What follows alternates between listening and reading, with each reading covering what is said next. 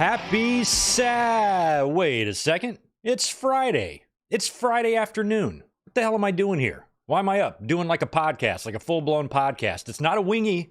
It's not a winged eagle. We're going back to Greg Balls of Fire. This is the podcast that I would sometimes do during the middle of the week if a bunch of stuff was happening and we needed to come up and talk about it. I don't think I've done a Greg Balls since February, so it's been a while. But tomorrow, our normal Winged Eagle podcast day is already earmarked for our Bash in Berlin review, which goes live at 10 o'clock in the morning for me on the Pacific Coast and 1 o'clock p.m. on the East Coast for us here in the States. And we're going to be up here tomorrow afternoon reviewing the entire show. But in the meantime, the wrestling news has been piling up. There's some news, there's some stories, there's some stuff going on. A whole bunch of stuff went on 2 days ago on Dynamite because we have a quick turnaround going in from All In to All Out, which is just less than 2 weeks. And so they are really on the fast track to getting that card figured out. And we already have, I think, like 5 matches announced for All Out that comes live 1 week from tomorrow, I guess, right? Yeah, September 7th.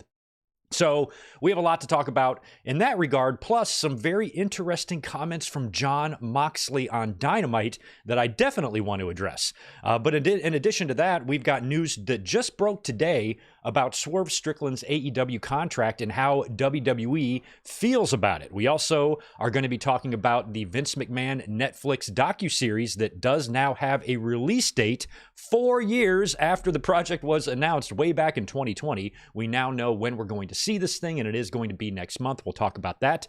We're going to talk about some Machine Gun Kelly and Randy Orton drama. Thought that might be fun. In some less fun drama to discuss, we're going to talk about what we know of the situation involving Nikki Garcia and her husband yesterday involving a domestic violence arrest.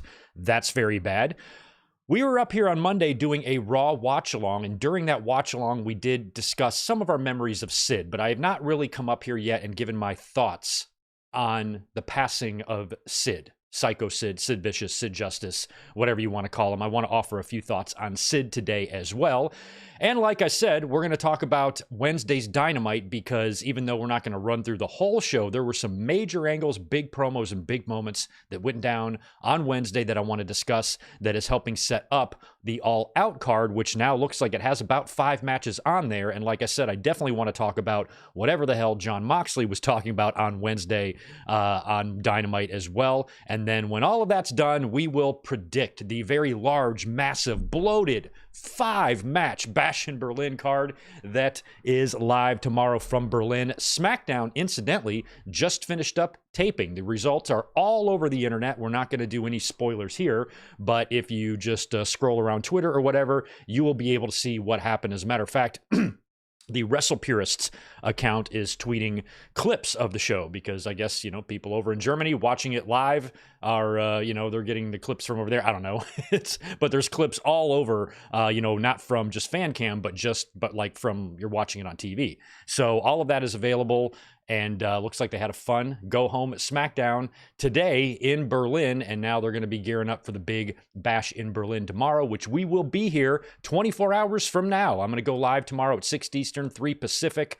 It'll probably be about an hour or 2 after the show goes off the air, and I'll come up here and give you guys a quick review tomorrow. So stay tuned for that. Also, on Sunday, we're going to be back here again for our classic watch-alongs, and this Sunday, we're going to do WCW Fall Brawl 1999. When we were doing the watch-along last week, on Sunday, a couple of people mentioned that we should try to do a show that has a Sid match on it. And Sid wrestled Benoit on Fall Brawl 99. So we're going to take a look at that show on Sunday. The links to tomorrow's Bash review and links to Sunday's Fall Brawl 99 watch along are both already up on the channel and ready for you to click and save now. In terms of Monday, we might do another Raw watch-along again. I kind of like that on Monday. It was kind of fun. We might plan for that on Monday, most likely. I might do a review, but I think I'm leaning towards watch-along. So just stay tuned to the channel. Thumbs up button. Do that for me. Make sure you subscribe, all that good stuff. And it should be a fun 4 straight days of streaming right here over on Good Mic Work Commentaries. Thank you so much for being here on a Friday afternoon. I know this is a weird time. Anytime I've ever done a video on a Friday, whether it's in the afternoon or the evening, it doesn't perform well because I think people are very busy on Fridays. So if you are here and hanging out and in the chat right now, thank you for being here. Welcome. to Greg Balls of Fire for October 30th, 2024. We've got a lot to get into, and I don't want to waste too much of your time. Before we get into everything, let me say hello to everybody who is here in the chat. Like my friends and channel members like Zane G and Ronnie. What's up, man? Sorry for the delay on that Twitter DM. I did hit you back, though. Mike Rouse is in the house as well. So is Big J, and so is Tatanani, Sonic Plays, and the Juliet, and Luke McAllister chiming in with a very generous $10 drop. What's up, Greg? Had a blast at All In last week. Swerve versus Bryan was awesome. First, Cody finishing a story at WrestleMania, and now Bryan winning at Wembley. 2024 has been quite the year of moments. If you are a wrestling fan, it's been good for us. I mean, watching Cody do that at WrestleMania, watching Danielson have that moment at All In with his family, you know, that he says is his greatest and most favorite moment of all time, which some fans got actually mad about and tried to Bryan-splain this own man's career to him and what he should like more than others. This is the tribalist gone berserk. The very fact that somebody can say, being in the ring, celebrating a championship victory with my wife and my kids was the greatest moment of my life. You must have forgot about how great WrestleMania 30 is. Can you believe people? Can you believe people? Blown away. I mean, we all know tribalists are fucking idiots, but that took it to a whole new level with the way people were treating Danielson for him saying that that was his most favorite moment. Doesn't matter what you guys think. His favorite is his favorite. You have no argument. You have no place to debate this at all. I'm glad that it was good for him. I'm glad that it was good for Luke. I'm glad that it was good for the fans. To watch Cody and Bryan have those moments respectively, how can you not do anything other than smile in a situation like that? It was great. We've had some great moments this year, and that one from Bryan at Wembley was definitely up there with one of the best, for sure. The Juliet, did I get you? I think I did. Always happy to see you in the house. And we have Maddie. What's up, Maddie? Good to see you. We got Shell Shock. We got ABBA. We got Trekopedia. We got Ben Espinoza, William. And let me see. Red Raven Rucker, I see you as well. Surge, Doug Unfunny on a Friday. I'm here on a Friday. That is right. Damian Drain in the house as well. Crazy J, Robert J, David Brown. And yeah, where did I see that comment? Crazy J. Oh, I'm sorry. Harry Rice and Tony are also in the house. Rest in peace to Johnny and Matthew Gaudreau. Oh, man, I just saw that story. I'm not really, I guess one of these guys is a hockey player in the NHL. I forget who he plays for, and the other one is his brother. They are 2 years apart. They were riding bicycles today. They are in town. I forget what city this happened in. They're in town for their sister's wedding, which is supposed to be tonight. And the two of them, while they were riding their bikes, were struck and killed by a drunk driver. I mean, DUIs and alcohol-related deaths are never good, but they're even more infuriating in, modern times when it's so fucking easy just to hit an Uber, or a Lyft or something like that. It's like there's less excuses now than ever. And when you hear about just a horrible tragedy, this family ripped apart, kids losing their fathers, sister on her wedding day losing both of her brothers, I can't even imagine that level of tragedy going through something like that. And without me knowing much about those guys or their family, or what kind of athlete he was, just that story is incredibly heartbreaking and just fucked up. So all the best to the victims there and their families, and unbelievable tragedy. Unbelievable tragedy. You mean Cincinnati Blue Jackets or Columbus Blue Jackets? That's who they play for. They were in New Jersey. Okay, both are hockey players. The accident took place in New Jersey. They were there for their sister's wedding. Oh my God, just so awful. But oh man, all the best to their. You can't even process what that must be like. I mean, how can you ever try to relate to something like that poor girl and those guys' families are going through right now? Unbelievable. Anyway, we got to get moving here with our business today. Like I said, I let you guys know about what we're doing tomorrow. Bash in Berlin review. Sunday, Fall Brawl 99 watch along. And Monday night, we're probably going to do a live reaction watch along to Monday Night Raw as well. So you got a whole lot of my bald head in your future over the next 4 days. So get ready.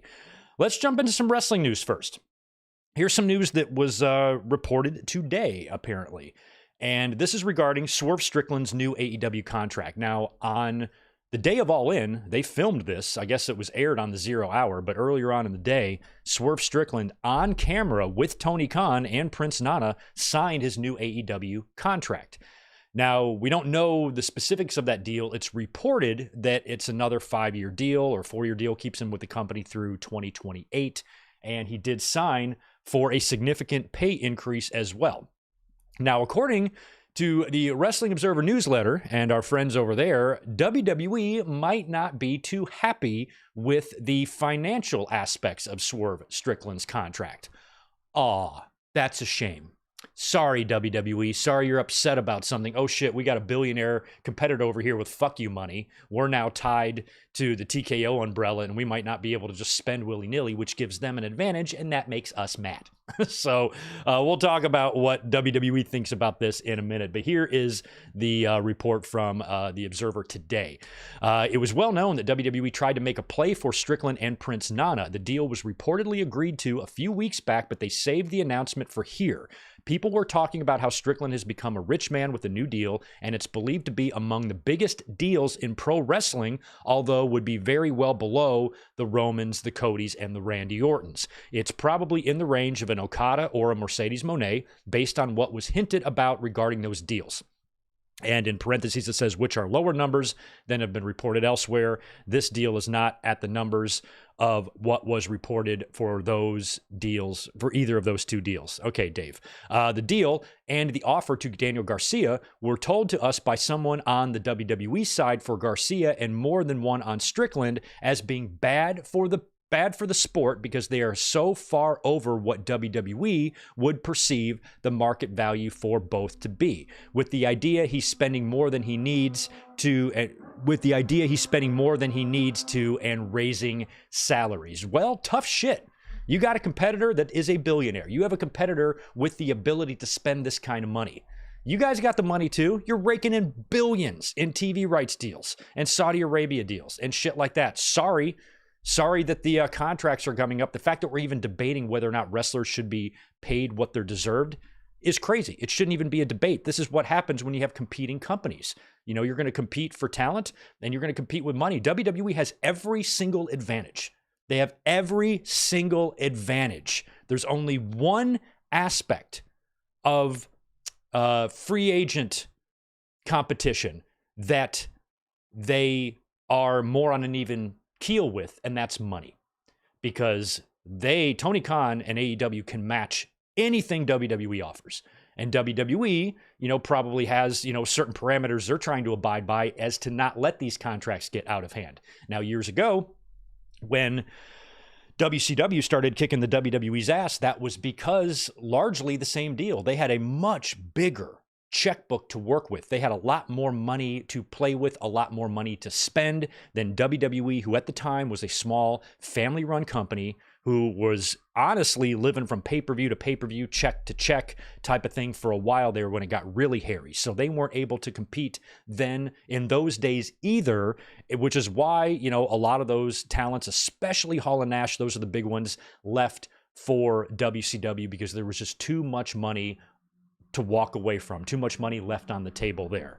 All the money that Bret Hart, was able to get when he left after the screw job. He was able to get $3 million a year. Vince wasn't paying him that. And the money that Nash and Hall got, the reason they left is because Vince literally couldn't afford to pay them that. WWE's in a much different spot. Now, if WWE wanted to, they could afford anything. It's not about some unfair advantage like it might have been in WCW days, where a lot of fans felt like they had an unfair advantage. They could just throw cash at people and they would all just jump ship. Now it's a little bit more even. I think WWE's view on this is more of a shareholder, stockholder perspective. The more money we pay out for talent, the less our bottom lines are, and that type of thing. More of a company. From a company perspective. So if there's people in WWE feeling these guys are getting paid too much, you could choose to maybe be happy for those guys and these guys and gals who are living in a time in the wrestling industry where you have competition and you have companies that are able to outbid one another, which allows you to make the most money and support your family in the most stable way possible. I see no downside to this whatsoever. The only time this can be a downside is when you pay guys so much money that they don't give a shit. This was the problem in WCW. You had a lot of talent there that was getting paid so much money that they didn't care. They didn't care about what they did. They would walk through the matches, go through the motions. They, were just, not very driven because they're making all their money. But that was when the guaranteed contracts first started. We've had, 25 years, almost 30 years now of this crazy guaranteed money flowing into the business. You would think that the talent is a lot more, mature than that now, and they still have aspirations to be big successes in the business, not just make money. I'm sure you have plenty of people in the business that just want to get some dollars out of it, but you also have people in the business like a Swerve Strickland who got all that money but is still out there wrestling and performing as if he has something to prove. And those are the type of guys that are worth every penny that they make. I'm thrilled for Swerve Strickland. I'm happy for Daniel Garcia. If he got himself a bag because he's a free agent, and they know free agents are a hot commodity. These companies are bidding for them. Okada, Mercedes, Swerve, and now Garcia all opted to stay with AEW. Throw Will Ospreay in there too. Those people chose AEW over WWE. Did they do it for the money? Probably. Wouldn't you? What's the problem? Why are we debating this? Why are we mad? Why is WWE big mad? You're mad that somebody can actually finally stand toe-to-toe with you from a financial perspective? Because there's nothing else they can stand toe-to-toe with WWE on. They're huge. WWE's enormous. They're number one. AEW's a distant number two. Everybody knows this. So the fact that AEW has the ability to keep themselves on a competitive level with WWE because of the money that Tony Khan has, good. It's not the same as WCW. I don't view this as bad for the sport, where 30 years ago, 28 years ago, you could make an argument that was the case because there was so much talent that was just in it for themselves, the creative control stuff. And then you combine that with the talent that didn't care. That was a soup that was going to provide nothing or produce nothing but shit content and shit wrestling. And I just don't see that being the case now. It's too competitive and there's too much going on. And I don't think that if you have a talent that makes a ton of money, that they're just going to sit with their thumb up their ass and not do anything. If they did, you need to cut that person, release them, or whatever. So in my mind, when I see stories like Daniel Garcia and Swerve Strickland making big money to stick with the company, then I don't see really a downside to that at all, because we have already lived through an era. We've already been through an era of guys making so much money that they didn't give a fuck. I just don't get that vibe from the current landscape. Same goes for WWE. There's a lot of people there re-signing. It took a while to get Drew McIntyre re-signed. Apparently Kevin Owens has not yet re-signed. Becky Lynch doesn't even have a fucking contract. But I bet you they're all going to stay there. We know Drew did. Drew re-signed. Pretty sure Kevin Owens will too. And we know Becky Lynch is WWE for life. And so when they re-sign, they're going to get big money deals. Is AEW going to cry about it? No. Good for the talent. This is good for the talent.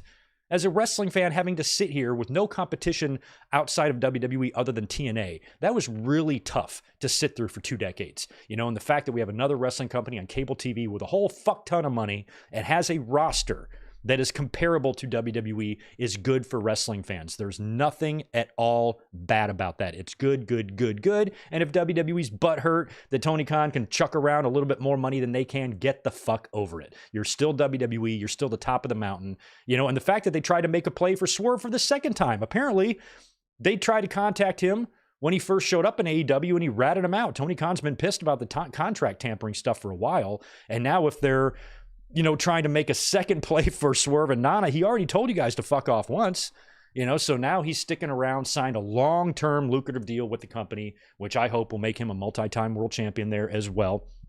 And when I see a story like that about Swerve, about Garcia, about a Becky Lynch, Drew McIntyre, whoever it is, re-signing or signing with a wrestling company for big money, I'm happy for them, not mad. And if WWE's concerned with how that's going to affect the market value for some of these wrestlers and that's going to make the market value go up, well, let it.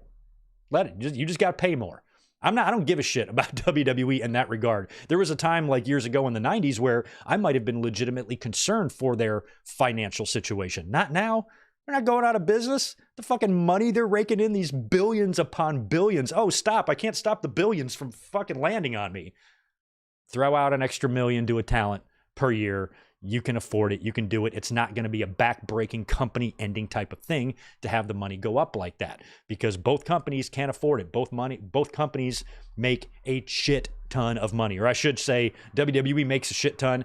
AEW is going to turn a profit when they get that new media rights deal, but their big advantage is just the overwhelming wallet of Tony Khan, where he can just pay talent whatever he wants to keep them. And that's what he's going to have to do, because otherwise, if the money was the same, it feels like it would be more attractive to go to WWE. That's where the exposure is. That's where the WrestleMania moments are. That's where, the mainstream, and the globe knows you. WWE is a household name. I would make that argument.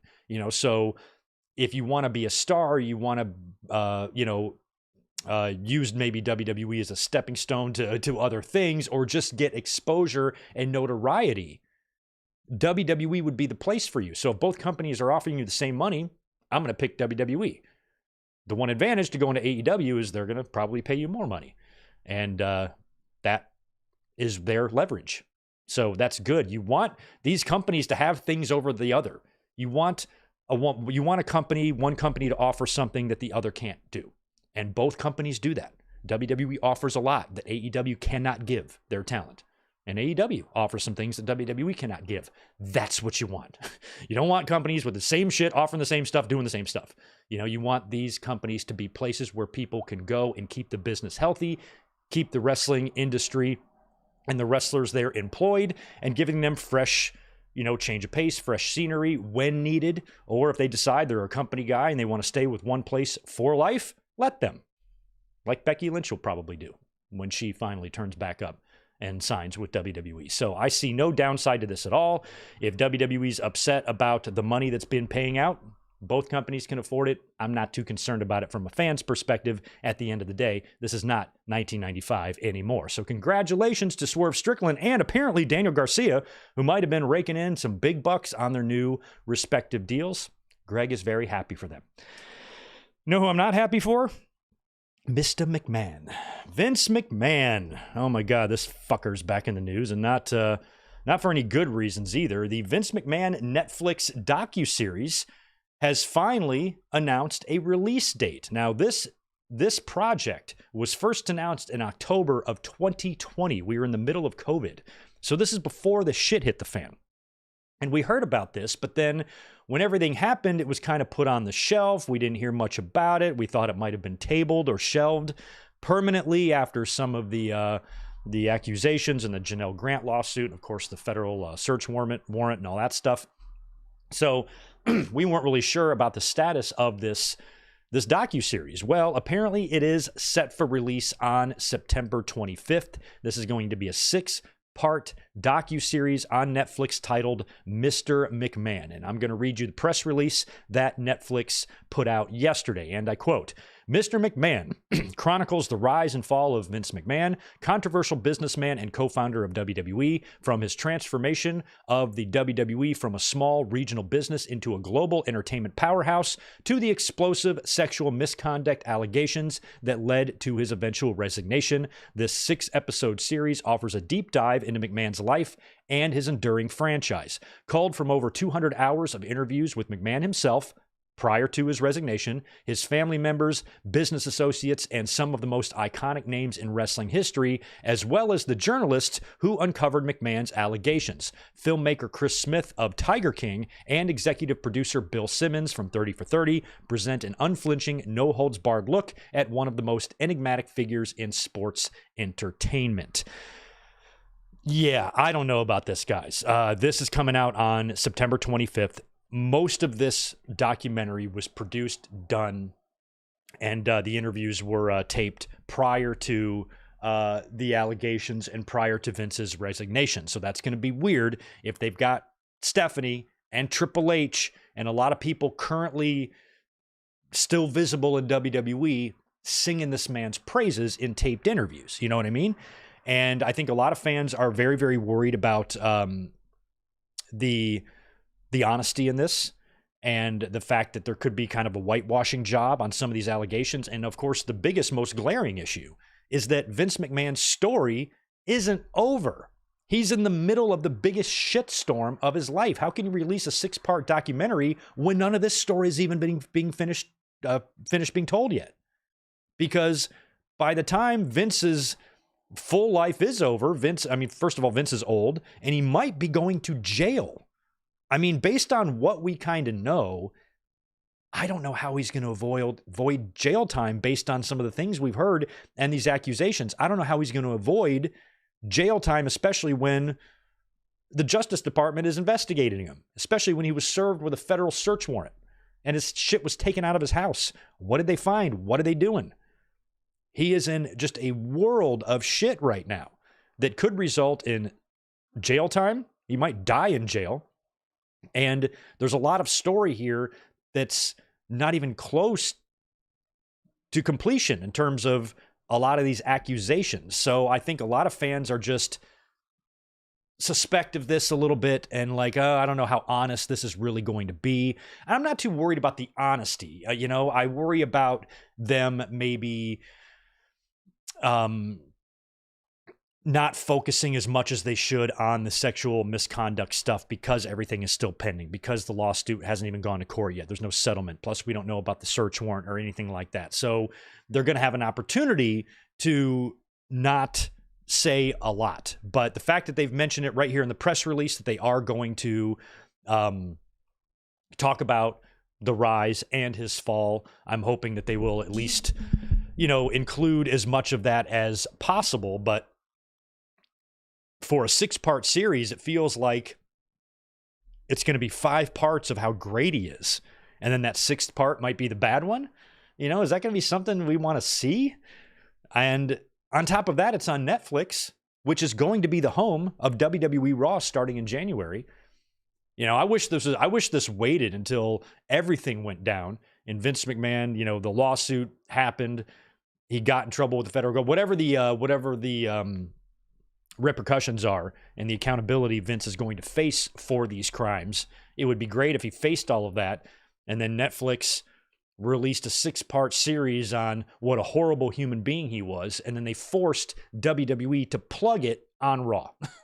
So the fact that this is happening on the same streaming platform that WWE is going to be housing Monday Night Raw for the next half decade, you would think that, do they have any influence on this? Are they calling Netflix execs, like, hey, go easy on this. Don't make the company look bad. That type of thing, I think, is what is in a lot of fans' minds about how truly honest something like this can be, especially since the project was put in motion before all of these things with Vince McMahon happened.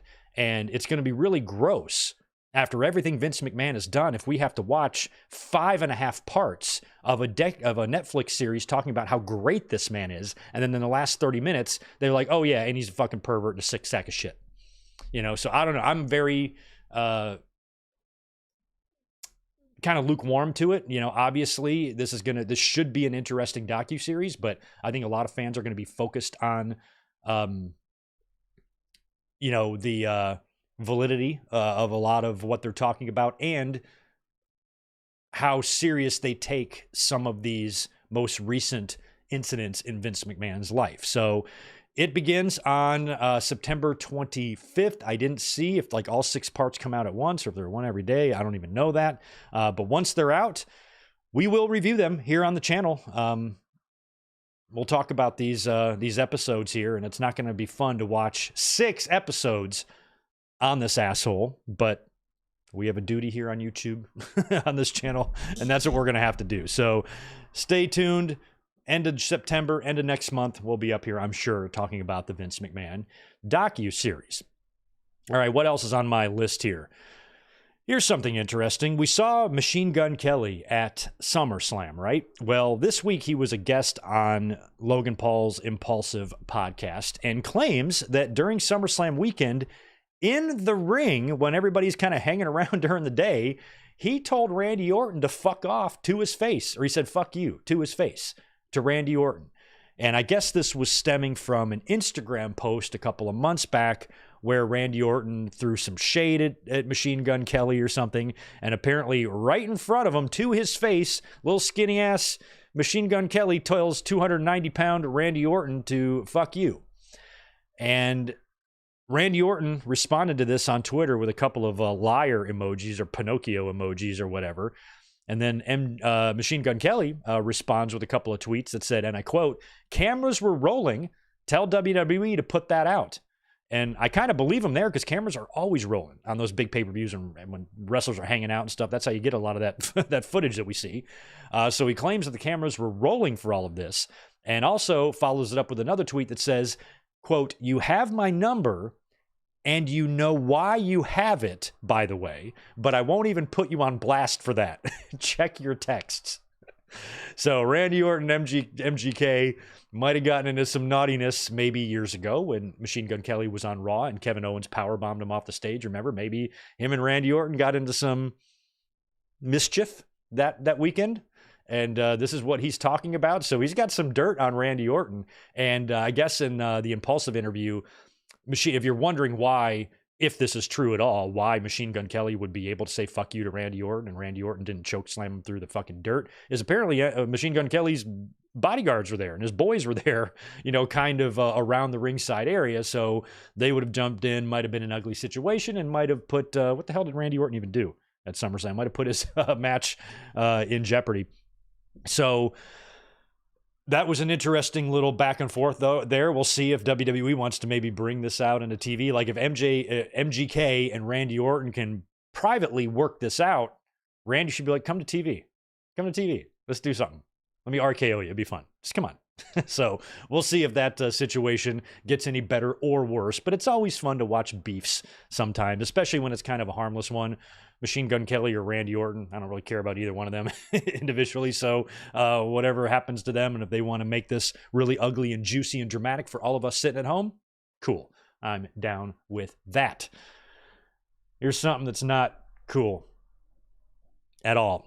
Want to send our thoughts and well wishes out to Nikki Garcia, formerly known as Nikki Bella, and her son, who are dealing with some family turmoil right now. Apparently yesterday, Nikki Garcia's husband, his name is Artem Chigvenstev, some shit like that, was arrested for domestic violence at their home yesterday morning at 8:30 a.m. So there's been various reports of this. I read a little bit on the New York Post. I read a little bit on TMZ. And I don't want to speculate about something that's this serious. And I certainly don't want to say anything that's untrue. Only going to tell you what some of the reports are saying. So apparently, there was an argument, and the cops were called. I guess 911 was called to respond to a medical emergency. And then a few minutes later, they called back and said that it was no longer necessary. So the ambulance and fire trucks were en route. They turned around, told them they didn't need to come. But in a case like that, the cops still have to show up anyway. So it took the cops about an hour after that to show up. And when they did, they saw visible injuries on the alleged victim and immediately arrested Artem Chavinsky on domestic violence felony charges. He was released from jail, probably posted bail a few hours later, and that's really all we know. TMZ is reporting that the person who called 911 was actually Artem, was actually the husband.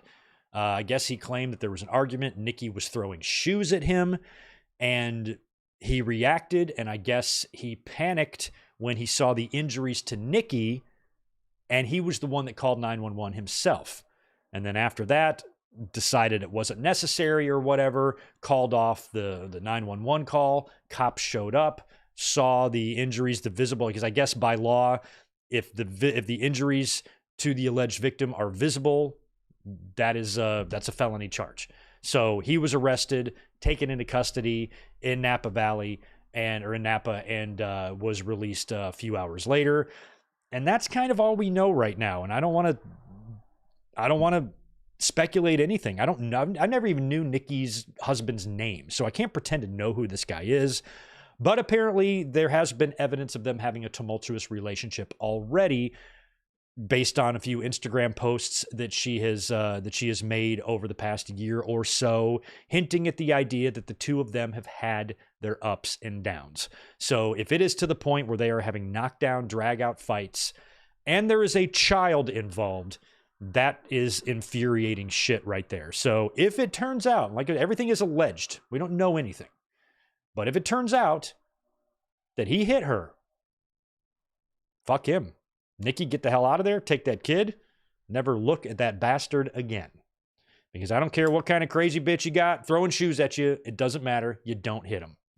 You don't hit them. And you certainly don't hit them bad enough to see visible injuries on them.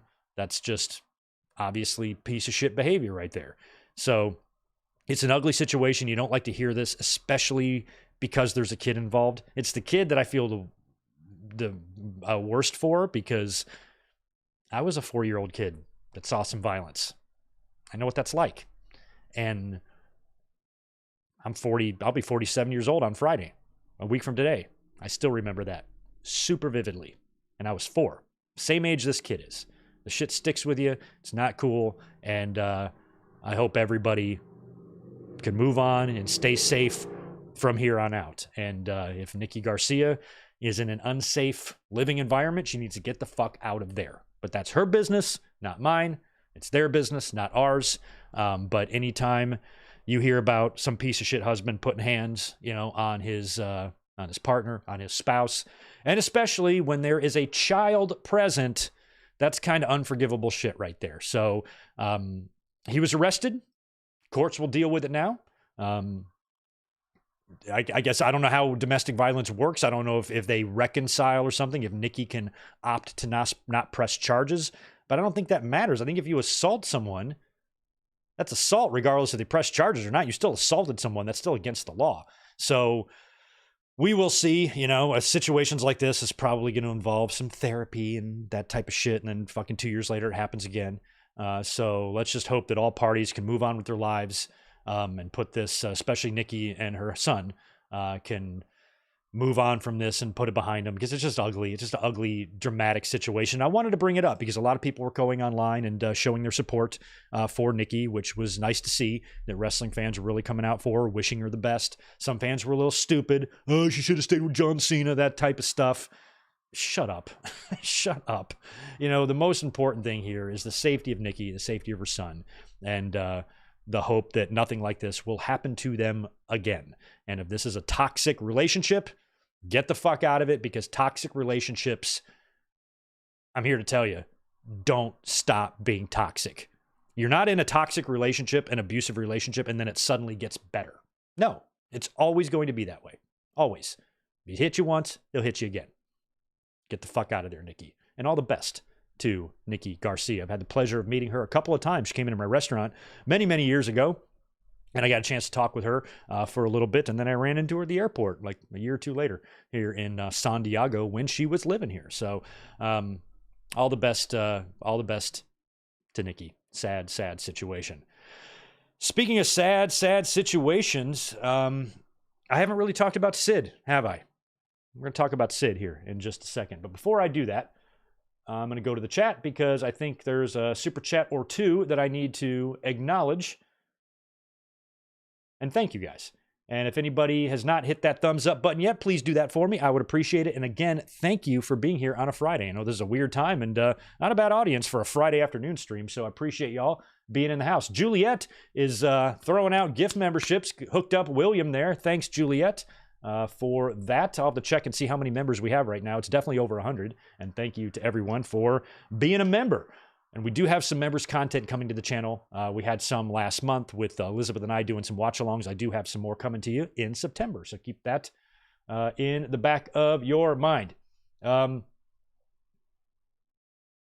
Juliet, we got some more news. I'm not aware of this. She's saying Randy Orton just re-signed and Chad Gable just re-signed. Oh, I thought we knew about Chad Gable. I thought we knew about Randy Orton too. Okay, maybe this is not new news. Trying to get back to these supers. There's one from Isaac. Okay, now I'm caught up. Isaac, thanks, man. Appreciate you being here all these months. Hoping Punk does to Drew what he did to Jack Perry. Just a little choke out. Yeah, I feel we're going to talk about Bash in Berlin here later when we predict it, but I am very confident in my predictions tomorrow. I think I'm going to go perfect, but we will see. I want to thank the Juliet for $5. Speaking of sex pests, Vince's good buddy Trump's own biographical movie is set to be released on August 11th. Yeah, release it away. Final month of that fucker. November 5th is going to be a bad day for the Orange Man. I think even my old home state of NC is in play. I actually think it's a possibility. I would love it. Oh my God, I would love it. It's going to be a bloodbath. Anyway, Jay Boba, appreciate the 5 from you. Something tells me WWE was fully confident that they were going to sign all of these stars, Swerve, Ospreay, and Okada, but they were disappointed. That could be possible. And that's the thing. I mean, if they were disappointed or they were bummed out, what? A free agent didn't want to come to us? What? It must be bad for the business then. I mean, come on. It's not a big deal. Like, WWE gets plenty of free agents. Look at the people they've been signing. There's been a lot of people jumping from AEW to WWE. One of those people, WWE just happened to turn into their biggest fucking star in Cody Rhodes. You also have Jade Cargill there. Look at NXT right now. So they go the other way too. So that's what's fun, you know. And there was a time in the 90s where I remember it was really lopsided. It was annoying me because everybody was going to WCW. And it wasn't until around 97 with the Jeff Jarrett signing in WWE in 97, which was right around the screw job time, that it felt like things were moving in the opposite direction. Obviously, Brett left, and that was a whole huge fucking fiasco, you know, but then Jarrett came in, you know, and then the following year it was Big Show, and then Jericho, and then the Radicals, and then, you know, and it was the floodgates open. But, you know, in the early 90s there, it felt like everybody was going was one way, but WWE was still signing a lot of guys too. The Cactuses, the Dustins, Austin, Vader, Mero, a lot of WCW guys were coming to them. So when you have guys going back and forth, that's what makes it the most fun. So I'm glad that WWE can sign people from AEW. I'm glad AEW can sign people from WWE. That's what keeps it fresh. There's no downside to this bullshit at all. And I don't know why fans act like there is, because this is all good for the business. It's good for us, and it makes wrestling more enjoyable to consume. No downside at all to free agents moving around. Here's a guy that moved around a lot back in the day, especially in the 90s. Psycho Sid Vicious Justice. Sid Udy passed away this week at the age of 63, passed away on Monday. And we got that news on Monday, and I had already planned to do a watch-along Monday night for Raw. So we kind of tied in our watch-along with some sporadic Sid memories, but I haven't really sat down and talked about Sid and discussed my memories of him or his career or paid tribute to him in any sort of official capacity. And as I said a lot on Monday night, Sid was one of my favorites in terms of big men because of primarily his look. You know, Sid was not the best big man in the ring, but in terms of his look and his presence and his size and what he could offer to pro wrestling, I can't think of really anybody that had a better look than him. This guy was 6'11", fucking cut, jacked. He had like an Hogan in 87 look, almost better. You know, like if I compare Hogan and Sid to Roman and McIntyre. Like Hogan was Hogan, but then you had Sid. And like Roman is a very impressive physical specimen, but Drew was even more so. And I just thought Sid's look was second to none. When it came to big guys in the business, tall guys, even the Nash and the Takers, you know, they didn't even match up to Sid in that regard. I think Nash and Taker for sure, and Nash, honestly, yes, too, were probably a little bit better in the ring than Sid, but Sid's look topped all of them. All of them. The only person I can think of that would have a comparable look to Sid as a big man would be Kane. And I remember when Isaac Yankem broke into the WWE, and he was wrestling as Unabomb on the indies and stuff, you know, they used to describe him as somebody that had the same size as someone like Psycho Sid. And Kane is probably the only other big man I can think of that was even close to as physically impressive as Sid. And of course, I think Kane was much better in the ring, but Sid just had that look, and Sid had that charisma, and Sid had that Psycho Sid moniker that they gave him in 95 fit him because he was really good at being a psycho. They were even kind of teasing it when it was in 92, you know, when they were kind of hinting at him being crazy because he would just kind of bust out into laughs sometimes, and you get the close up on his face. I am the master and the ruler of the world. It's crazy shit. And the way he would just bust out into laughter, very intense, very, very crazy sounding in his promos. And that's really what made me love him as a character as well, because he was really unpredictable and he could scream and yell and talk quiet at the same time. He was all up and down the spectrum there. And I always thought he embodied what a pro wrestler was. Fucking out of his mind, muscled, jacked up, crazy man, just perfect for the business. And, you know, he got a start early. I think it was Randy Savage and Lanny broke him in. He was trained by Tojo Yamamoto and got a start in Continental Championship Wrestling as Lord Humongous. You know, back in those days, a lot of people have seen pictures of him back then with the mask and whatnot. I first saw him in WCW and NWA. I think I might have seen Lord Humongous in the magazines, but I wasn't aware of who Sid Vicious was until he became a member of the Skyscrapers. He teamed up with Dan Spivey, ended up getting hurt. That's when Mark Calloway came in and replaced him. So he was actually replaced in the Skyscrapers by The Undertaker. And then he would go on to be a member of the Four Horsemen there in the early 90s in WCW.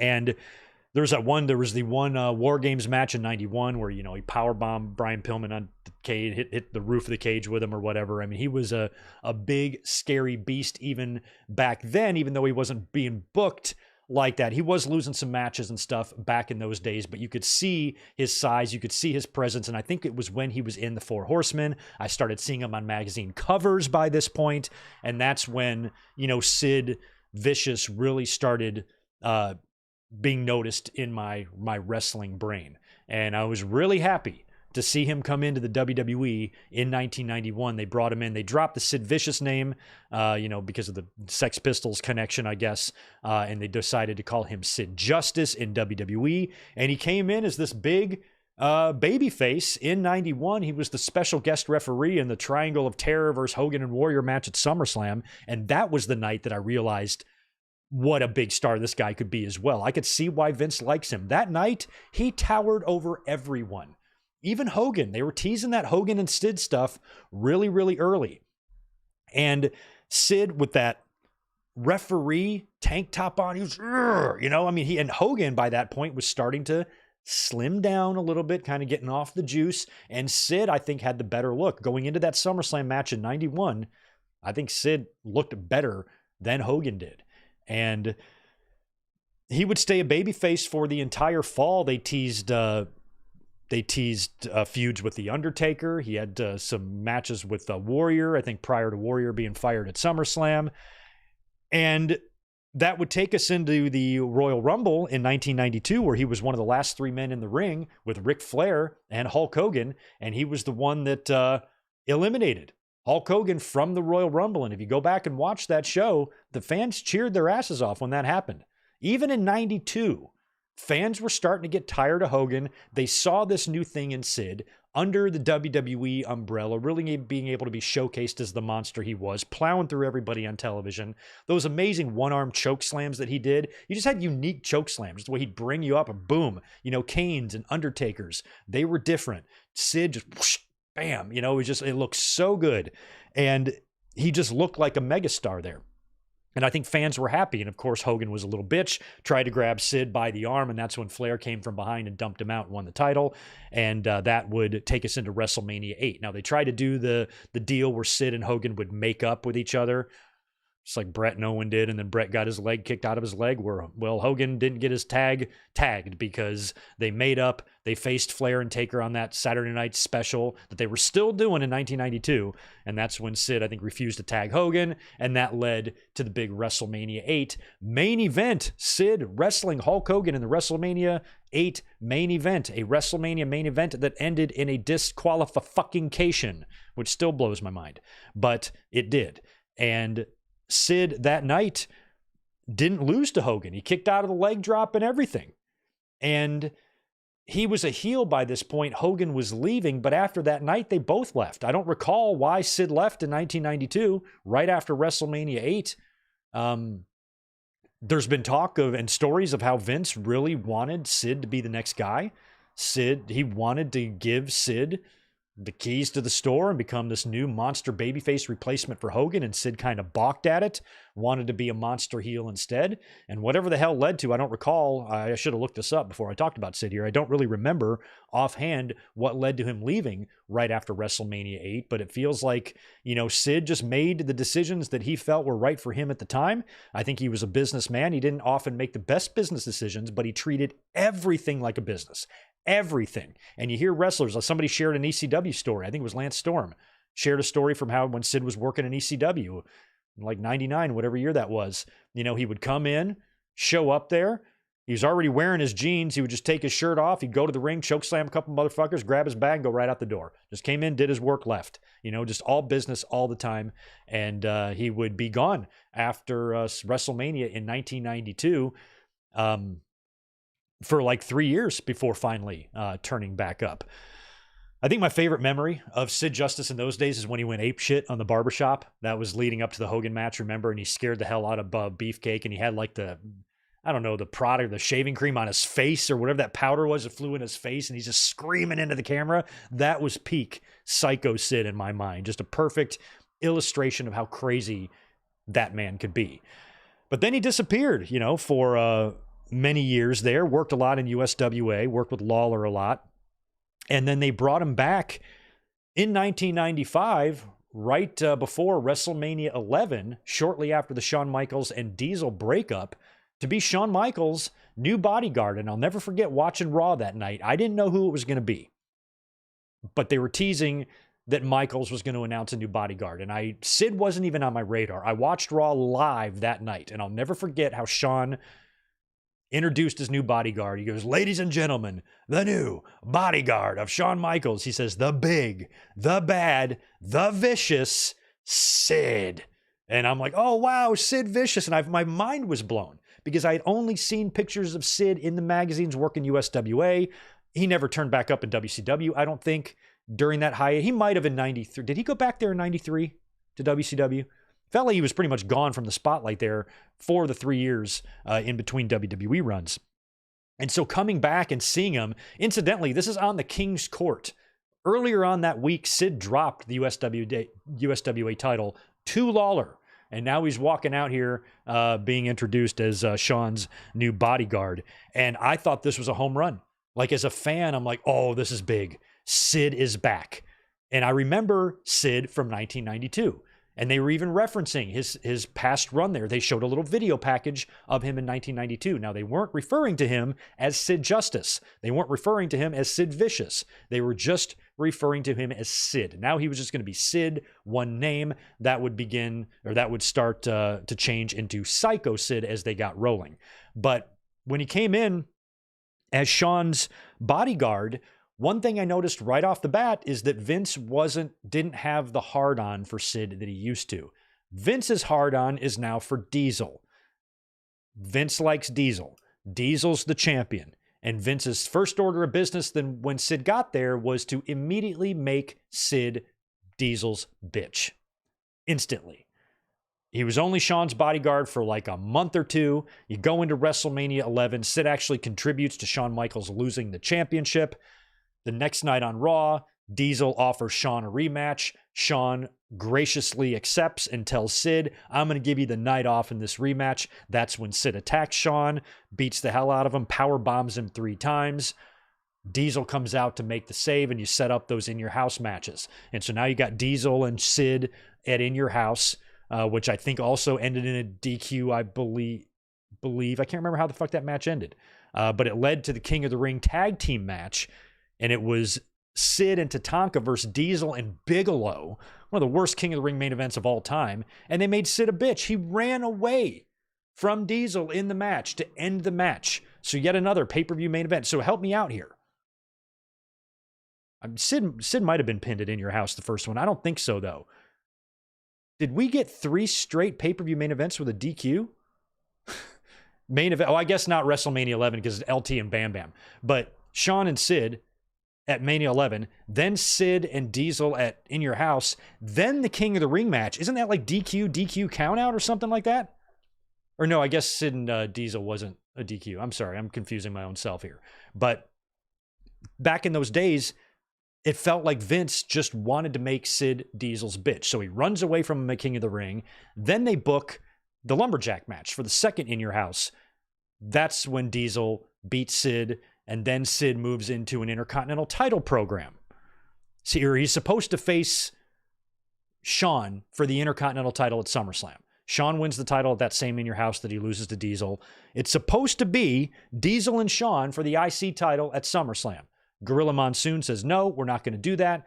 I want to be a fan-friendly president. Sid, you're bumped. It's going to be Shawn and Razor in the ladder match instead. Sid gets the rematch on Raw after SummerSlam. And I remember, I think that show happened on my birthday, I think. And it was, no, I guess it was the same night as the first Nitro. It was the same night as the first Nitro. It was like Sid and Sid and Shawn for the IC title. Shawn beat him. Maybe that was the week after. I think the first Nitro ran unopposed. Point is, Diesel's run in 95, if you look at it bit by bit, pay-per-view by pay-per-view, was largely ass. He wasn't doing anything. And he wasn't booked. When WWE had a roster that, in my mind, was pretty weak in 95, they could have used Sid on top as a badass murdering psycho like they did before. But instead, they turned him into a pretty mediocre level heel. He was part of the $1 Million Corporation. He wasn't making any noise there. And I remember him being a part of the wild card match at Survivor Series in 95. Then he worked an In Your House tag with like Marty Jannetty and Kid and Razor, I think. Then in early January, he did the Raw Bowl match. That was where they had like the ring painted as the football field, and they were wearing like football jerseys and the makeup and all that. And Sid was a part of that. And then he was gone. That was it. No In Your House, no WrestleMania 12 for Sid. He was just out of the spotlight altogether.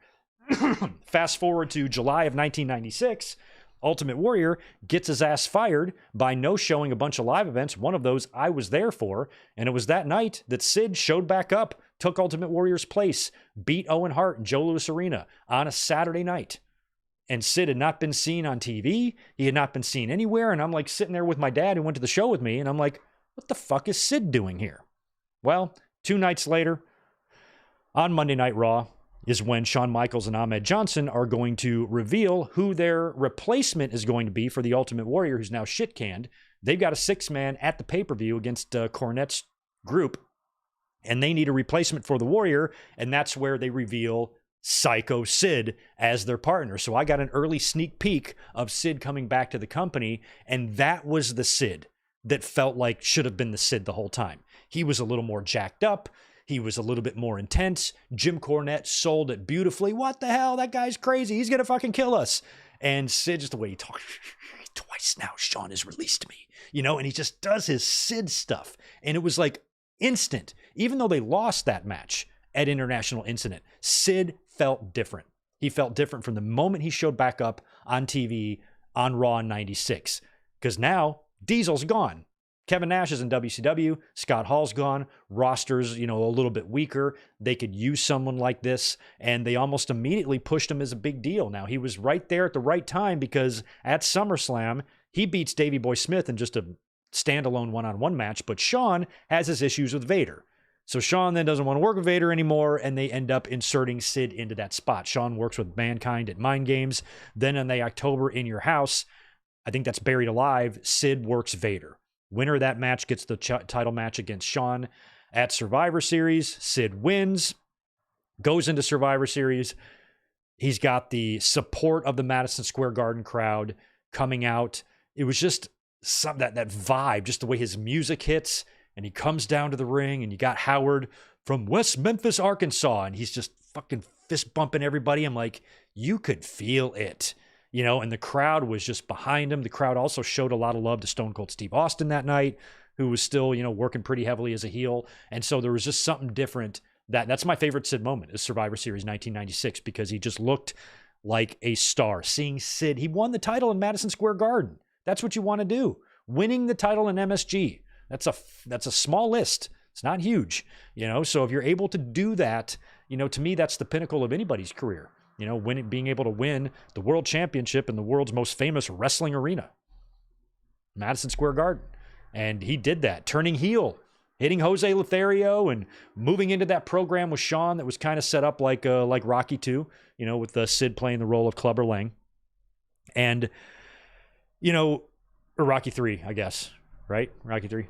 And so Sid, becoming champion there, he then, of course, is a vicious heel throughout all this. He's tormenting Jose Lothario and his son, drops the belt back to Shawn in San Antonio at the Royal Rumble in front of 50-something thousand people, that big show that they did. And then, Shawn loses his smile. That whole situation gets gummed up. Sid finds himself winning the title again the night after the Final Four, beating Bret Hart to win now his second WWE title. And I got to tell you, Sid was one of my favorite guys with the Winged Eagle title. With the Winged Eagle belt, obviously it looked great on Bret. It looked great on a lot of guys, but I'm not sure if it looked better on anyone than Sid. I mean, Sid with that vest, he looked better than Diesel. He looked better than Taker. He looked better than anybody that ever carried that particular championship belt, the Winged Eagle. I think it's Sid and it's Bret. Shawn had a good look with it too, even though he looked like he was one of the Village people.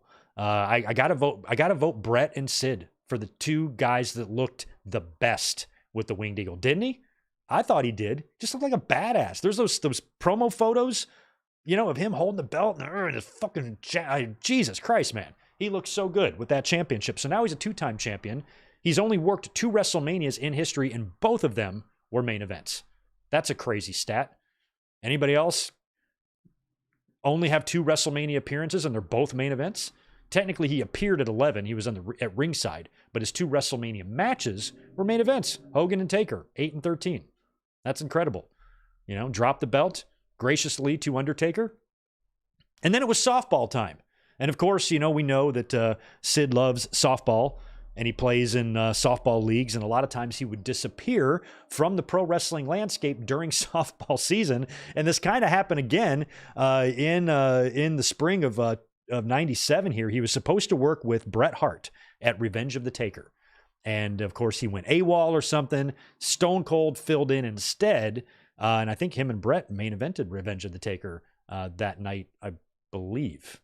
I think they did. And then Sid was kind of gone.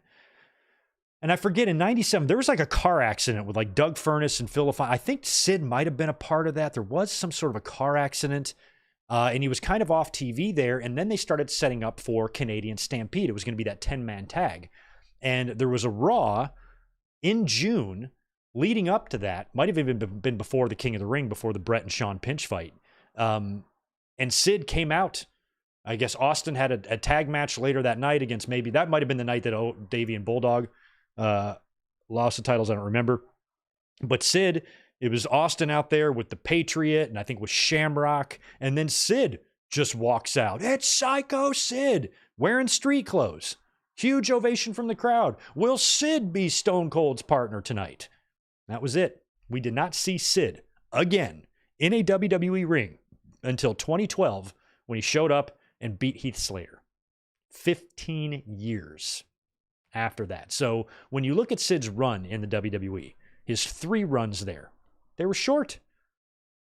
A year in 92, less than a year in 92, less than a year in 95, less than a year in 96. He had 3 runs in WWE that totaled about 2.5 years. That's wild. That's just wild stuff. So he's gone. He then turns back up in WCW in around 99, 2000, 2001. He's there for a few years. He wins the big gold. Crazy to see him winning that. He had some moments over there. He had the whole thing with the car. Everybody referenced that when Sid passed away. That's a lot of people's favorite memory of Sid, but I wasn't watching a lot of WCW during that time. So, the car being smashed and Sid coming out there going, Goldberg, a lot of people really remember that. I remember seeing it, but it's not even really on my radar of great Sid memories. I like the one where he was doing the promo with Hall and Nash where he says, I have half the brain that you do. That was my favorite Sid memory from WCW. But do you think he won the title once or twice? right? And then he had that controversial kind of finish there with Benoit and Sid and Arn, right before the Radicals went to WWE. And that's another interesting part about Sid being in WCW. He was reuniting with Arn Anderson after their 1992 scissor fight, which we forgot to talk about earlier. And Sid also had the extremely gnarly injury that everybody watched. This was, I guess, January of 2001, just a couple of months before the buyout. Imagine if Sid wouldn't have gotten injured. He might have been a part of that invasion angle. And he attempts to do at the advice of Johnny Ace, apparently, attempts to do a second rope drop kick or something. Lands on his foot and compound fractures his leg, breaks his leg right in half, his tibia. You could see his foot just dangling like that. I'm glad he was wearing boots and we didn't have to see the bones come flying out of his skin. That was probably horrifying. I can't even imagine suffering an injury like that. And that was pretty much the end of, Sid in the ring as a, regular competitive wrestler from then on. I think it was just, appearances and whatnot. But you can't deny the mark that Sid left. Everybody remembers Sid, even though he had some start and stops and sporadic periods of success throughout wrestling.